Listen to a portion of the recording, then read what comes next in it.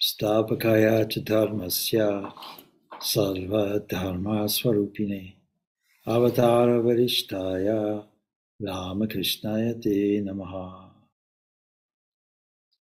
O Ramakrishna, the establisher of universal religion, embodiment of all religions, to thee, the noblest of divine incarnations, offer my salutations.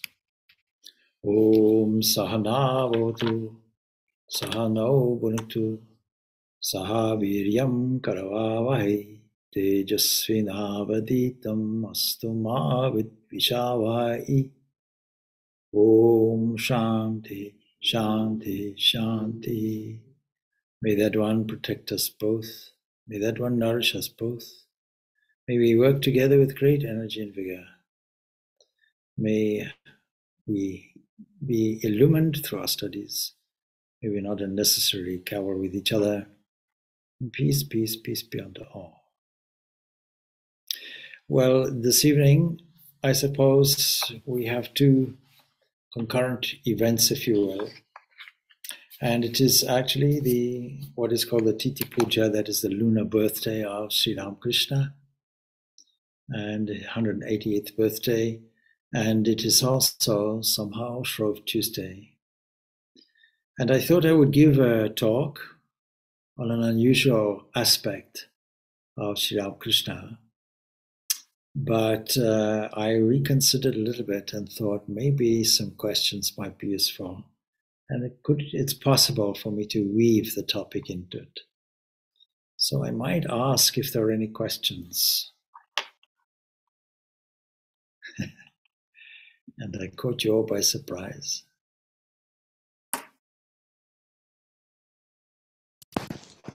So the question is, what is bliss? What is bliss? Bliss. In the terms of, for the self to be happy or unhappy would seem to stand in the way of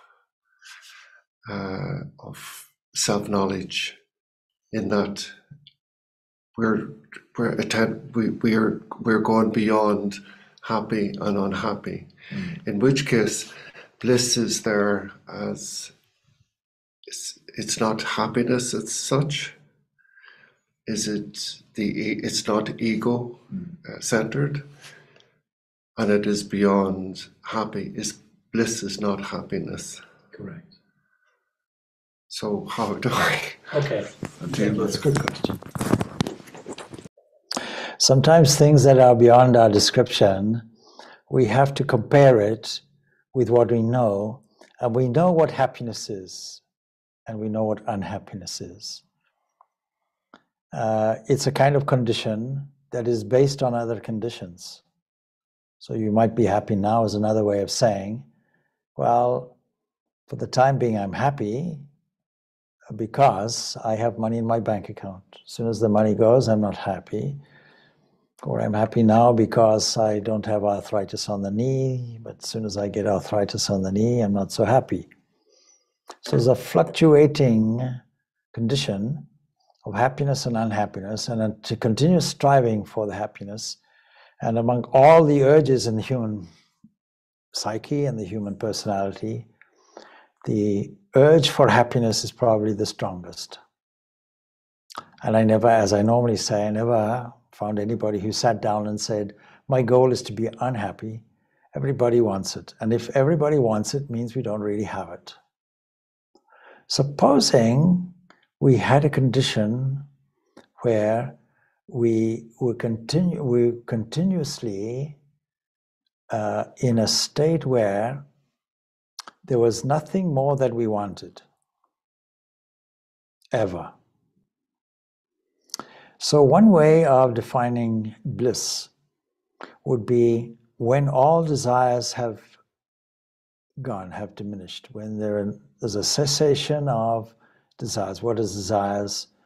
Desire is a felt need within me, a felt gap in me that feels that it can be fulfilled by something outside me, some object, be it, money or wealth, or be it relationships or whatever it is. So there's this continuous urge toward it, toward joy, and we want to sustain it naturally, but life is in the way because life mitigates against it. Why does life mitigate against it? Because we take it personally. Every creature has this urge to survive, and they do it through propagating the species. And the most successful of this will be bacteria.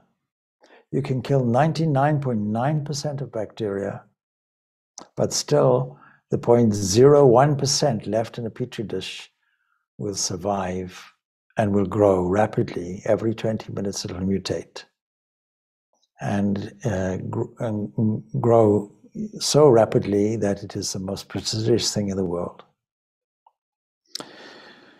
So why does it do that? Is it just a dull, insentient thing as materials might want? No, it knows. It knows its environment. It knows how to do things. And above all, it wants to survive. And so this wish to survive goes hand in hand with this means to do it. Supposing food was not tasty, would you have any inclination to eat? You wouldn't. So the senses are designed, and they're not standard senses. They're designed to enjoy the thing that is specific to the species and specific to the sense organs. And you can't take a cake and put your elbow against it and try to taste it. It's the wrong instrument. So we have suitable instruments to taste the right things, the things that correspond to them. And this is how we not only survive, but how we get our joy. And the problem is that joy doesn't last. It's like a wave. So you get a peak of joy followed by a hollow of despair. And in the Sankhya view of causality, every effect is really preceded by a cause, and a cause is preceded by effect. It's like waves. Every peak is preceded by a hollow, and every hollow is preceded by a peak, and so it goes on. Now, we do have examples of bliss. How did you sleep? I slept peacefully. And why was it so blissful? Because there was no second person to argue with and take you to the court. So when there is no second, you're in a state of bliss. And probably for this reason, the standard definition with an apology for the ultimate principle is existence itself, sat, consciousness itself, chit, ananda, but the Taittiriya Upanishad puts it as ananta. It actually says sat, and it says satyam, jnanam, anantam. That is existence, knowledge, and infinity. Things are infinite when they are blissful, and we can see that it seems to be the same thing. An infinite sky, an infinite horizon, we can imagine such a thing. So there are some blissful people, and I think it is in that same Upanishad that gives us an order of bliss. And so that we have measured units for our ease of understanding. Imagine a young person. In the Upanishad it says young man, but young person. A young person, wealthy, talented, intelligent. You can say this one unit of bliss. But somebody who knows the essence of the Vedas, who knows the immortal self, has the same bliss and must be more, because when that unit, that's the lowest unit, and there are multiple units to follow. And each one is matched by the bliss of the foundational self. That means when you enter into a kind of poised area in meditation, for example, which is beyond dreamless sleep. A dreamless sleep, a sleep with no dream, no memory therefore, not much going on, but a peace is felt, is a period, if you like, or a state of quiescence where there's no time, there's no space and no causation. There's no second. And you sleep well. But it's interrupted by waking or by a dream. About 4 times a night in waking language, we do it. Now, the reason why we are not happy is because of our imagination. Because we imagine things that have happened in the past, which are not present. They come to mind, in other words, and we form pictures of them and reactions to them, and might sit down and say, what a pity, and constantly do that. And as long as we're doing that, we're inserting a scene for future, because it carries over to the future, and we might be anxious and fearful of the future. What if? What if this happened? What if that happens? What will people think of me in this instance? How will they react in that instance? You see, and we could take it to extremes. If you're paranoid, you might say, we're sitting here, what if an airplane comes through the roof and destroys us all? I don't know. We're sitting here nicely, but in Turkey and Syria, they have an earthquake. What if it happens here in Ireland? Well, what if it doesn't, So all this state of imagination gives us anxiety. I'm unhappy, somebody says. Why is that?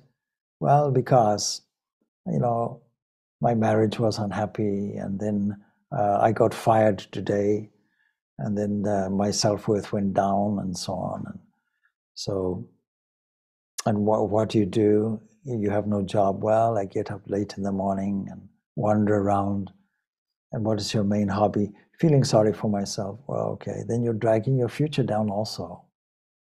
So nature has a built-in mechanism, a divinely built-in mechanism, whereby your thought of today will be your creative condensation of events tomorrow. And there's a science to it. Thought is the most powerful thing that we have, and happens instantaneously, and has its immediate effect on the human body, and beyond the magnetic field of the human body to all the outside world, and condenses through a mechanism. It's like the drama of rainfall. First of all, the sun draws out water through evaporation from the oceans, leaving the salt behind, and then forms as misty clouds. It then gets cold and heavy and travels around the world along with the rotation of the earth, and then accumulates in some place, localized area, through a number of different forces, and then comes down as rainfall and falls on your umbrella or your head, or more usefully, an agricultural field. So you see, if we use this as an analogy, the thought is the evaporating component. And nature's forces of arranging and rearranging this thought, the clouds accumulating, getting ready, and the rainfall is the effect. Your life, in other words, that you yourself created through your power of thought and thinking. And the most useful way of mobilizing your thought will be evoking your imagination. We live philosophically in an imaginary world. And Sri Ramakrishna has that example, you see, of 2 people. I imagine it in a train, and they strike up conversation, and one person has a box with holes in, and in order to be sociable, one person asks, out of curiosity, may I ask, please, what is in your box? And he says, a mongoose. Why do you carry a mongoose around? It's to catch all the snakes. And the questioner immediately puts his feet up, despite the fact you're not supposed to, looks around, oh, snakes? Don't worry. They're imaginary snakes. Why do you carry a mongoose around? To catch imaginary snakes? And he opens the lid and it's empty. He says, well, it's an imaginary mongoose. I'm carrying an imaginary mongoose to carry imaginary snakes. So therefore, we have to use imagination in order to combat that imagination that's preventing us from the highest form of constant happiness that we call bliss. And so it requires artistic creativity. It requires the capacity to have the eye of an artist, the movement of a dancer, the insight to see the possibilities in something. Supposing you paint a picture of Buddha's face. Carefully you do it over 6 months, making sure that you get the tone of skin right.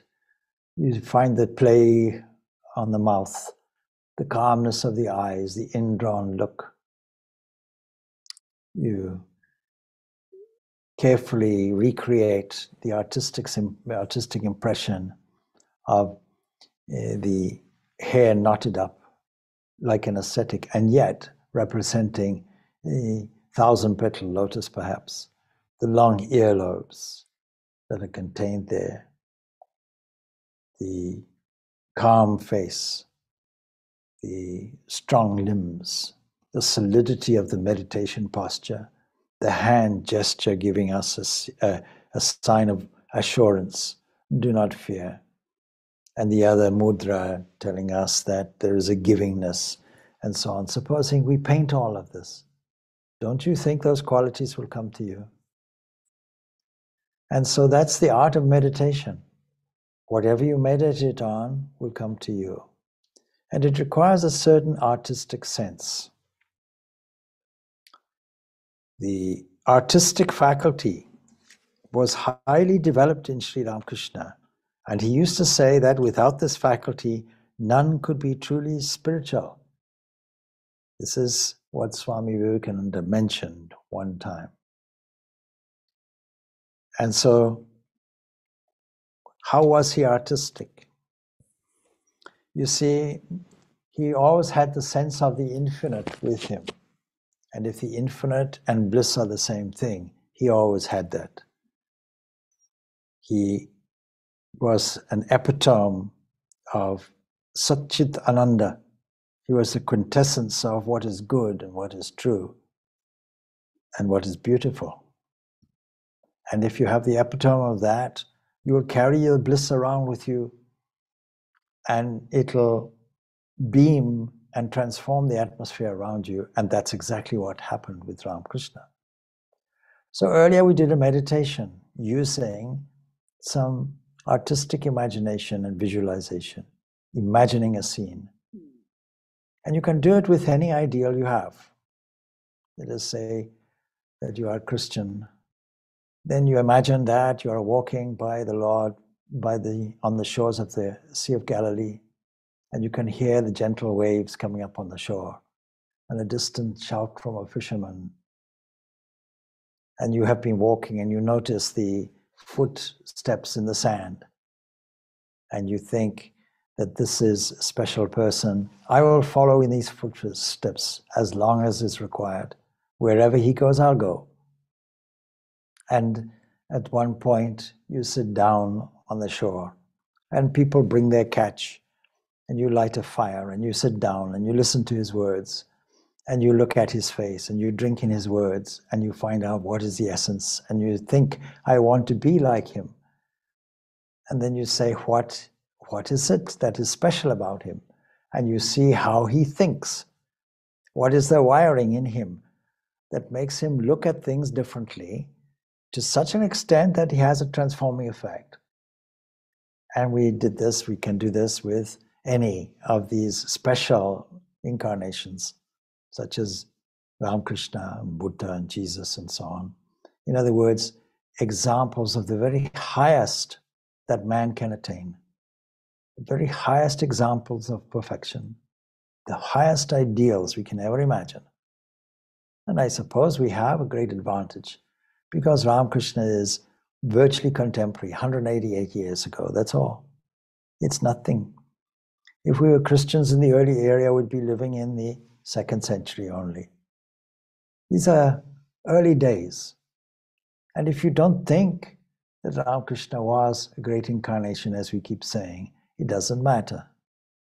Because the idea is there is no higher ideal And we cannot imagine God other than the highest possible human ideal we can ever imagine, the highest example, the one that beams very spirituality through the pores of the skin, transmits it through a touch, transforms through a mere look, changes a life permanently.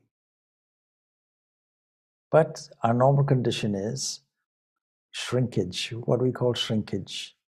That is, instead of expanding and beaming outwards with a transforming effect, we go inwards in a selfish way, thinking, poor me, and it's a shriveling statement. It's a contracting statement. Imagine if a flower did it. I'm not asserting with great pride, today I'm absolutely determined I'm not going to open.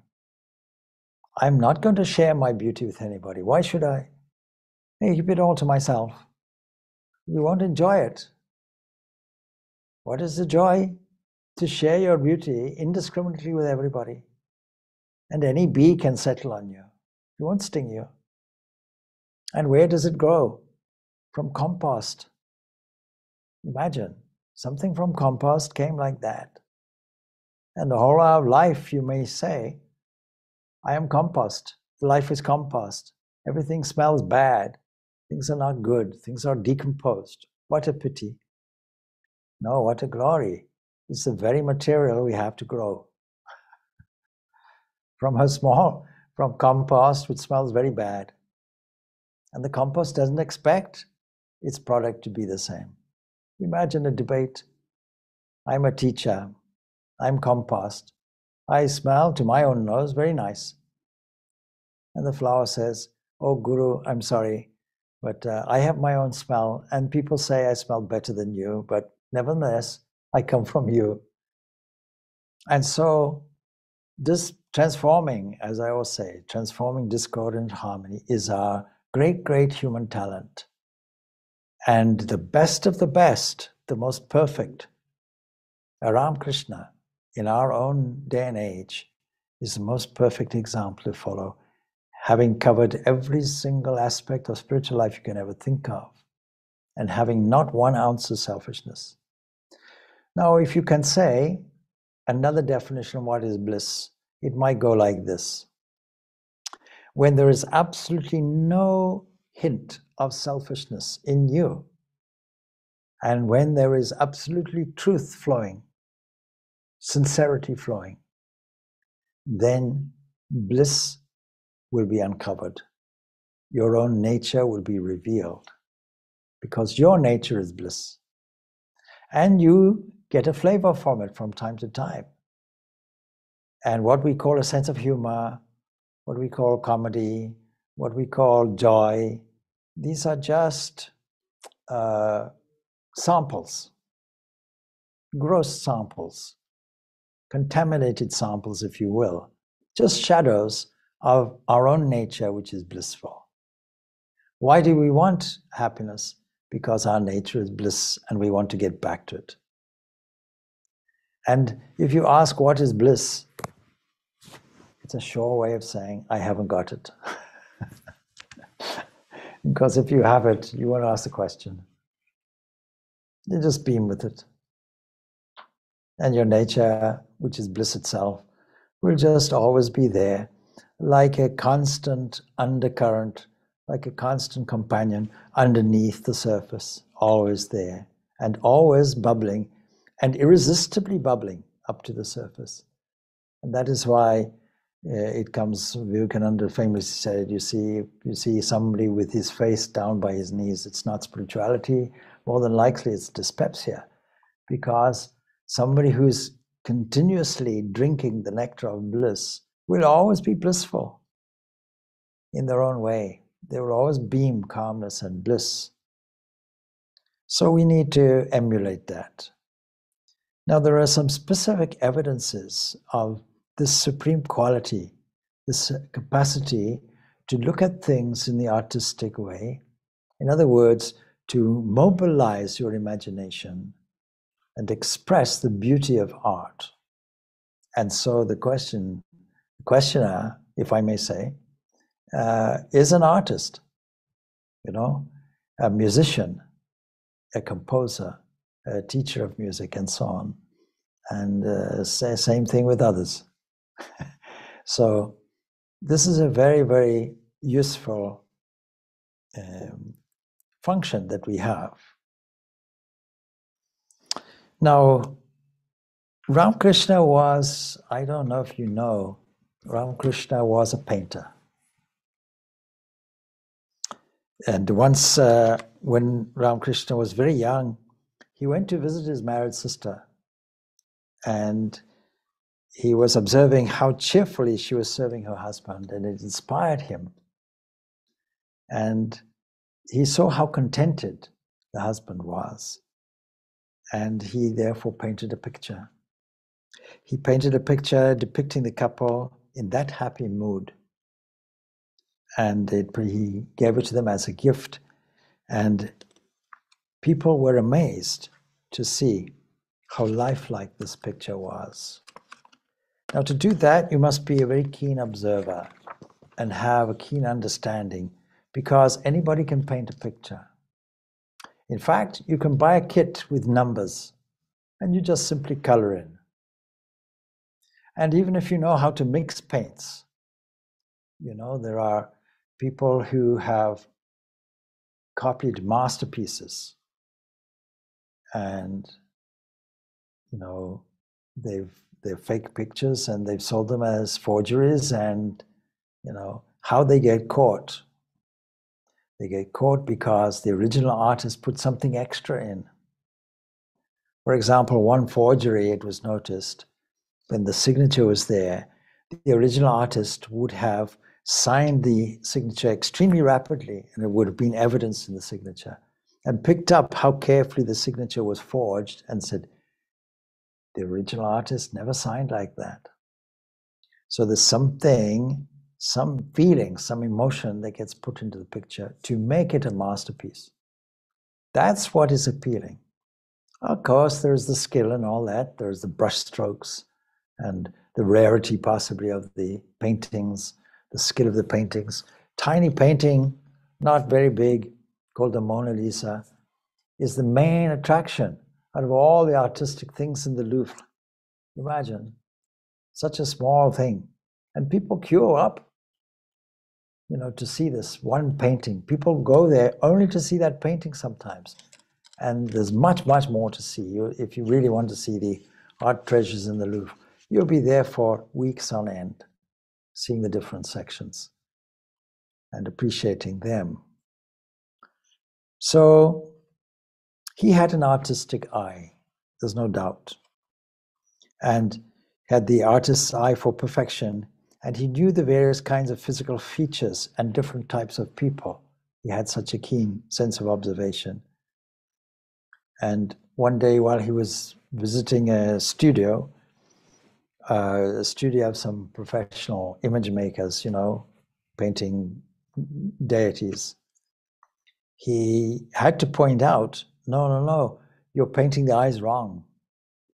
Actually, the eyes of goddesses, for worship purposes, they're pointed. And the people who were painting were not painting the eyes of the deities correctly. Divine eyes, he told them, should be lotus eyes. They should be long and pointed towards the ears. And then he demonstrated with some paint and a brush and so on. Excuse me. And the image makers were greatly surprised by this and the insight that he had. And in later days, he sometimes drew pictures on the walls of the veranda at Dakshinaswar using charcoal. So, of course, as soon as I said that, I think of graffiti on walls and so on. So that's also kind of art, no doubt, expressing something, different kinds of art, but it's an expression, you see, observation and expression, both of these. And besides painting, he was also a sculptor.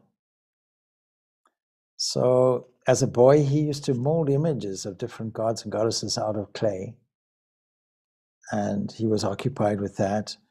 And of course, later, when he was living there at Dakshinaswar, One day he made a clay image of Shiva for worship. And Matu Babu, Rani Rasmani's brother, son-in-law, at the Dakshinaswar, she built the Dakshinaswar temple. And Matu Babu became Ramakrishna's benefactor and patron. But it was when Matu saw that and saw the art and the feeling that went into that, it was there that he decided that Ramakrishna should be responsible for dressing the image of Kali in the temple. And of course, we know that one day at the Radhakanta temple on the side, while carrying the image of Krishna, one of the priests let it fall and one of the legs broke. And the Rani Rasmani was very, very fond of that image. And now she was in a dilemma because, it's now broken, the value is gone, and tradition might say, we throw it away. I'll ask Ramakrishna. He said, well, you see, if your son-in-law falls down and breaks his leg, will you throw him away? No. Well, then I think we should mend the leg. And he himself mended it with such care and craftsmanship that you couldn't really even see a break. And that image is for viewing today as well. So there's no doubt he was a craftsman as well. And then, of course, there's Ramakrishna the dancer. When you ask some people, come on, get up and dance, lose your inhibition, some may want to do it and some may want some liquid incentive for it or what have you, that helps you to lose all your inhibitions and what have you. But what was Ramakrishna? Ramakrishna easily fell into intoxicated states so that his dancing, all his energy went into it because all his concentration, all his attention was involved in it, and every limb expressed the feeling of it. And it was a wonder to behold. He was uninhibited, he was graceful. And when middle-aged adults dance, their movements are often self-conscious and awkward, but one of Ramakrishna's disciples used to say, coming to the master, we had to change our opinions about people of advanced age dancing. And though he was advanced in age, the master, relatively speaking for that age, the master danced, he sang and made various gestures, and how sweet they were, the disciple says. And so when Ramakrishna danced or sang, 100% of his mind was one-pointed and without any distractions. And so, of course, his body automatically moved rhythmically because he could completely forget himself. He was able to become one with his theme. Now, at one place, it was Gretz in France, and there was a dance teacher there who was trying to persuade people to be spontaneous in their movements. And so, yes, it requires letting go and saying, okay, probably helps to face the other way from all the others, but you have to get into that mood and relax. And then you have to listen, okay, because dancing requires music, and you have to listen to what is being played and try to catch the mood of it. In London on Shivaratri, we had our own little Shivaratri in a devotee's house. And there happened to be a man who played the bansuri, the flute. And such a sweet sound it gives. And so beautiful. He had us all entranced, you see. So this music has a mood. And then I gave a small talk on all of these things. The easiest way to transform your mood is through music. And so sometimes when we find meditation very difficult, we probably have to take on mood creators. When I do the meditation workshop, I give people at least 18 mood creators. So you artificially, in the beginning, create a mood. But you see, music has its own mood, and times of the day have their own moods. And I was saying that in the Jewish tradition, the day actually begins at nightfall. When the sun goes down, the next day begins, because you're anticipating the glory of the sunrise. The whole night you're anticipating the glory of the sunrise. And this has come over into Christianity also, because at Easter time, that's exactly what is happening. You're anticipating the rising, the glorious rising of the sun, the divine sun, in the form of Christ. That's the whole idea of it. Now, of course, that whole crescendo of events is being led up to, because we're now in a season from tomorrow of Lent. And it's amazing how similar religious cultural traditions are, because the symbolism is very clear. You're basically a collection of bones and today's food and yesterday's food, and ultimately 1 pound or so of ashes if you get cremated. So that's what it amounts to. And we know we're much more than that. But we also have to remind ourselves that our real identity is not in this human body. And so of course, ashes will remind us of that. And ashes are naturally the symbol of asceticism. And asceticism is that symbol of mortality. Now, recently there was Shivaratri. Shivaratri, that is the Lord of the Yogis, as it said. Unlike any, he's the hippie of the deities. Unlike any of the other deities, dressed in jewelry and so on and so forth, he's Digambara, sky-clad, naked, completely naked, surrounded by mountains, the cold. And the things you don't like, he'll say, come to me, snakes and ghouls and ghosts and all the hunchbacks and so on and so forth. He'll take on. All creatures he'd take on. Protector of all of those things. And symbolizing in the form of his meditation a beautiful scene. And we can imagine with artistic imagination how this image came about. But you see, it requires imagination. And to stimulate the imagination, we use images. And everybody is image maker. And we require it. Now, if you can't spontaneously develop something in your own mind, then, of course, forms help. Images and symbols help. What's called pratima and pratika. They help. They're useful. Is God with form or without form? A very useful analogy was given by Ramakrishna. It's like water is water, but it can take various forms. And this is again part of Ramakrishna's artistic trait, that he's able to convey artistically in story form. All great teachers have this capacity to do it, to make it simple. So water is formless. It'll take any form you like. You put in a jar, it takes the form of the jar. You put it in a tank, it takes the form of the tank. You put it on the floor, it takes the form of the floor.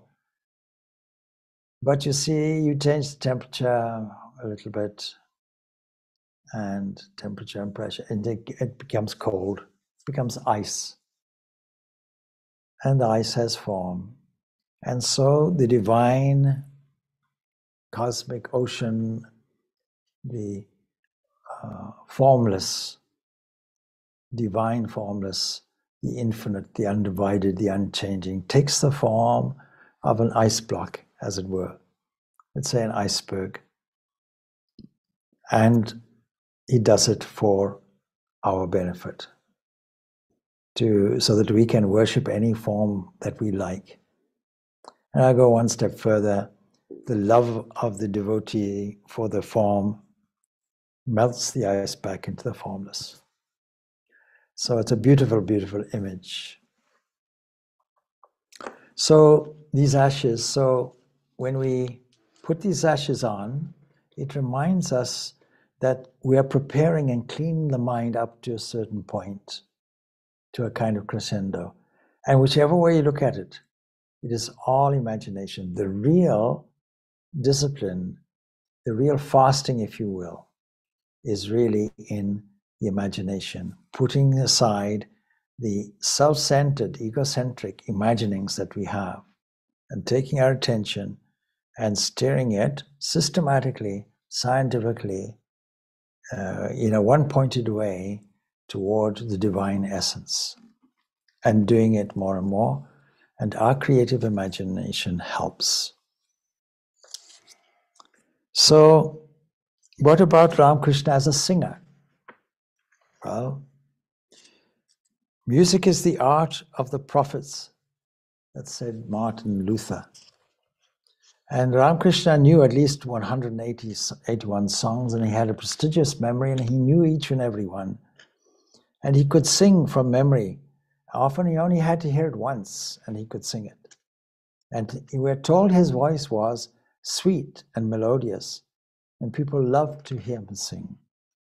And whenever Rani Rasmani came to the temple, she would ask Sri Ramakrishna to sing some songs about the Divine Mother to her. So you don't ask somebody if they have a croaky voice. So he became totally absorbed while singing, as he did when he danced. Same thing, he became completely absorbed. And such was his power that he could even transform lives through his very singing. Because once there was a grieving father who came to see the master, and immediately after his son's funeral. And Ramakrishna consoled him. You see, we don't apply philosophy to the grieving. Somebody's son was lost, okay, we apply all the human compassion. We engage in the game, surely. And he consoles him and removes all his grief from his heart. And this is the song he sings, translated. He says, to arms, O man, death storms your house in battle array. Bearing the quiver of knowledge, mount the chariot of devotion. Bed the bow of your tongue with the bowstring of love, and aim at him the shaft of Mother Kali's holy name. Here is a ruse for the fray. You need no chariot or charioteer. Fight your foe from the Ganges bank, and he is easily slain. Now it's a way of saying you can divert your mind to something which is deeper, and you don't have to divert it in an academic way or an intellectual way. You divert it in a sweet way. You take all your feelings, and grief is an expression of your feelings, and you then channel these, and you channel these sweetly. You channel these into the Divine Mother's holy name. You channel into love. You channel into devotion. And using the analogy of a chariot, the chariot itself is devotion. And go in there with courage. Go in with their courage. Why should you need courage? Because if you do not stabilize yourself a little bit at least, then of course your condition of bereavement will overtake you. And you'll be more unsettled. So then, what about Sri Ramakrishna as an actor? We know he managed to inspire Girish Chandra Ghosh, the father of the Bengali drama and stage. But of course, we always remember that when he was small, there was a group of in the village who were giving a performance, and the main actor fell ill, and the main actor was playing the part of Shiva. And Ramakrishna was asked to take the place in the role of Shiva, and he was dressed accordingly. And as soon as he went on the stage, he surprised the audience by merging into samadhi. And like the true artist who becomes one with the object he contemplates, Ramakrishna became one with Shiva, acting to such an extent that really entering into that role, literally entering into it. Of course, also during his boyhood days, he organized his own theatrical party until his young friends with his young friends, and he used a mango grove in the village. And his memory was so wonderful that witnessing a drama only once, he could repeat the whole performance. And he could also teach his friends. And he himself often took several roles in the same play. So he was a natural actor. What about his humor? We know from the Gospel of Ramakrishna how he used to do imitations and make the young boys roll on the floor with laughter. And you ask about bliss. Well, Ramakrishna's company was sheer joy all the time. It was no, sackcloth and ashes business. It was always joy, a spirit of joy. And for that reason, a person could never be bored in Ramakrishna's company. When a person was depressed, if you were ever depressed, then you should read the Gospel of Ramakrishna, because you'll find a great deal of fun and humor in it.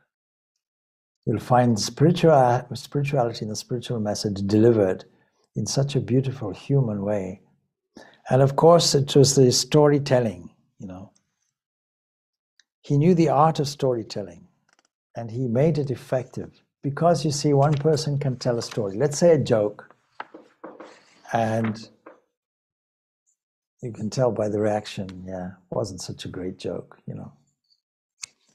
And unfortunately, most people who don't tell a story well, they then assault your ears with another one and another one and another one.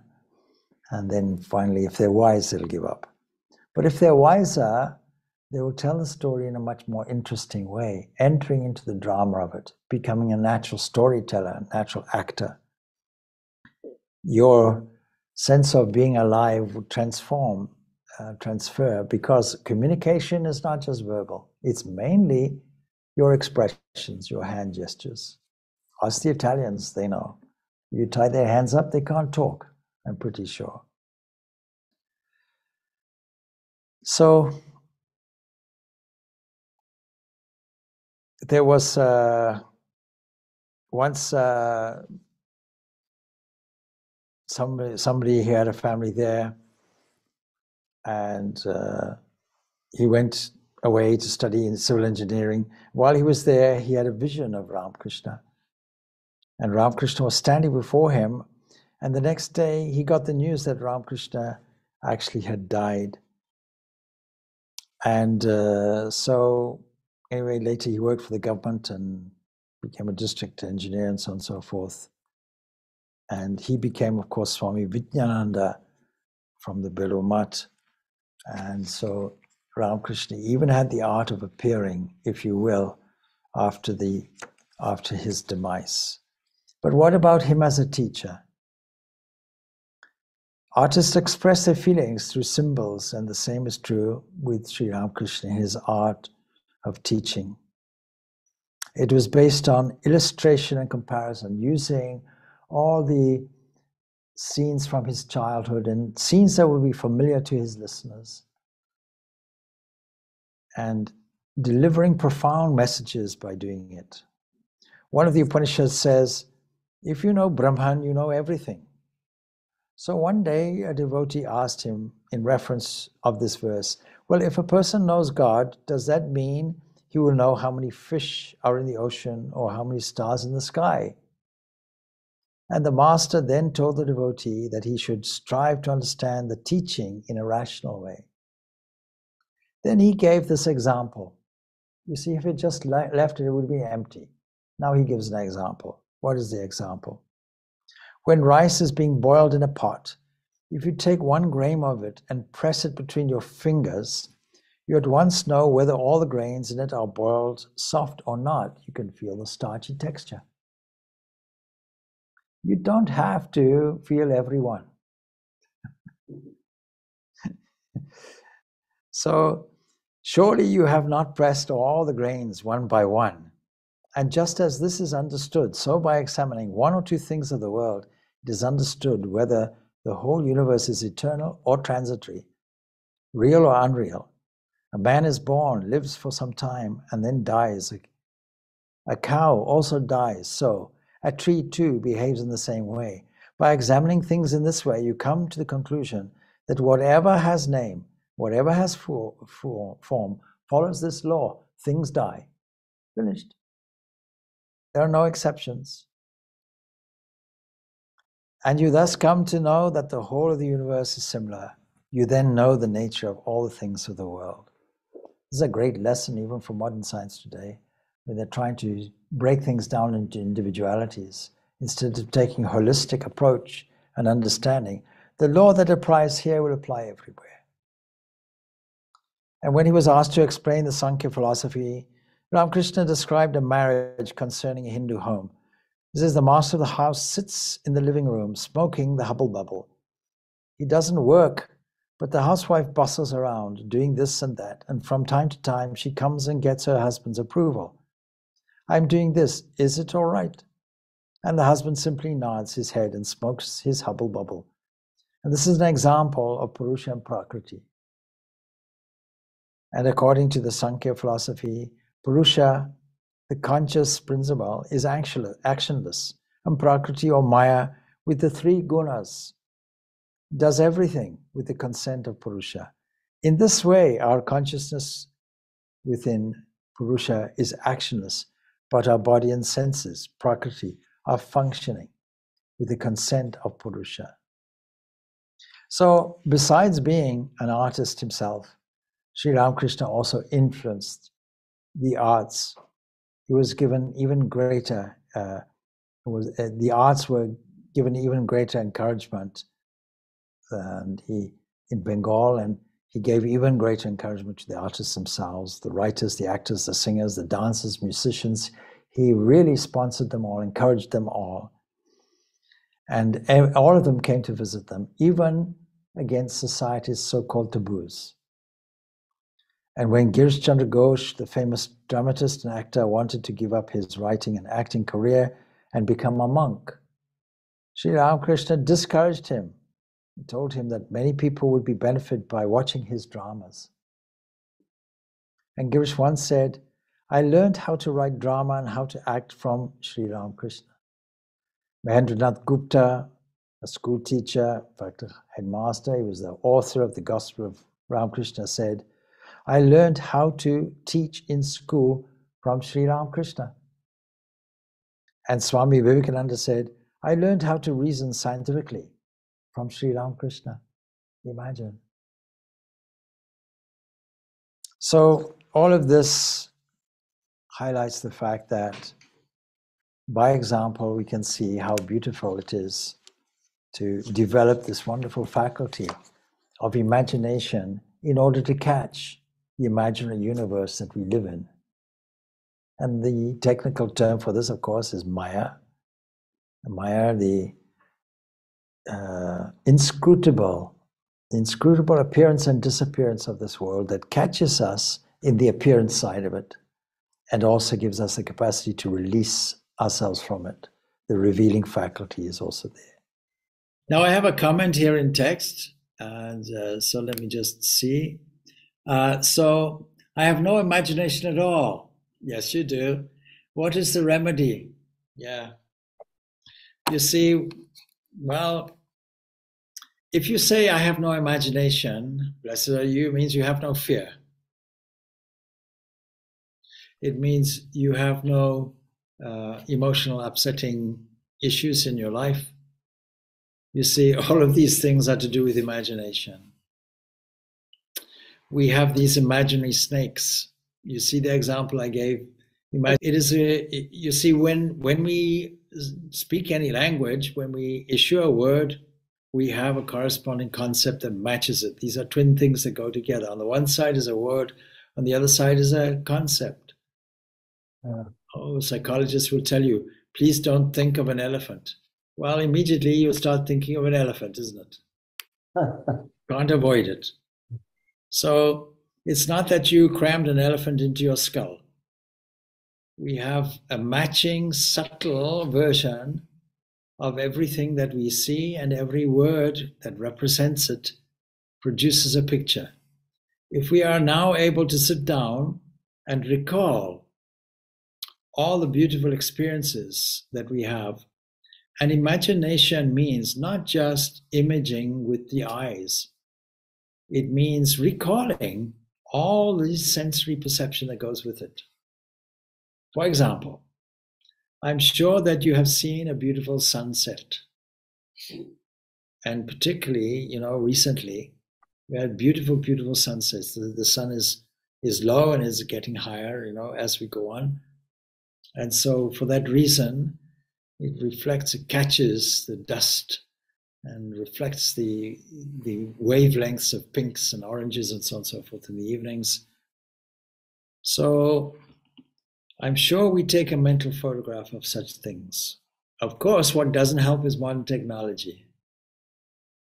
I always joke, you see, it's like Japanese tourists who go and see, let us say, Christchurch in Dublin, and one says, okay, you do the inside, I'll do the outside, taking pictures, see.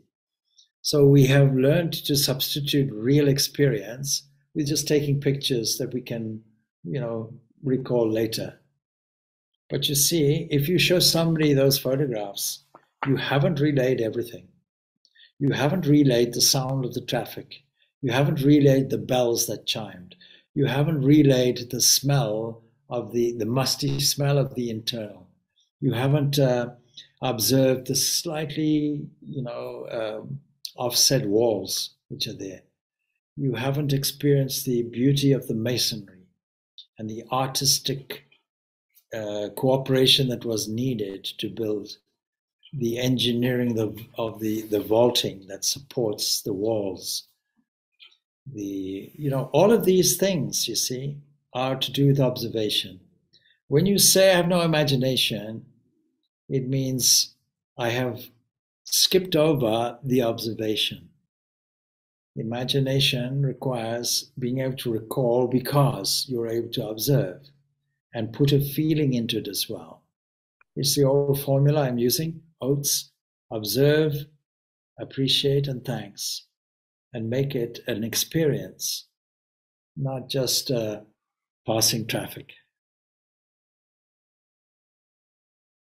And those who have some difficulty in spiritual life, for example, in meditation, will need probably to take the help of such things as music, such things as pictures, art. This is why there's art everywhere in churches and temples, and calligraphy for mosques, is in order to make things artistically, culturally delightful, appealing to the senses. Yeah. Well, we'll finish off there if there's nothing else. So, thank you. Om Shanti, Shanti, Shanti. Peace, peace, peace be unto all. May Ramakrishna's blessings radiate to all and to all beings. Thanks.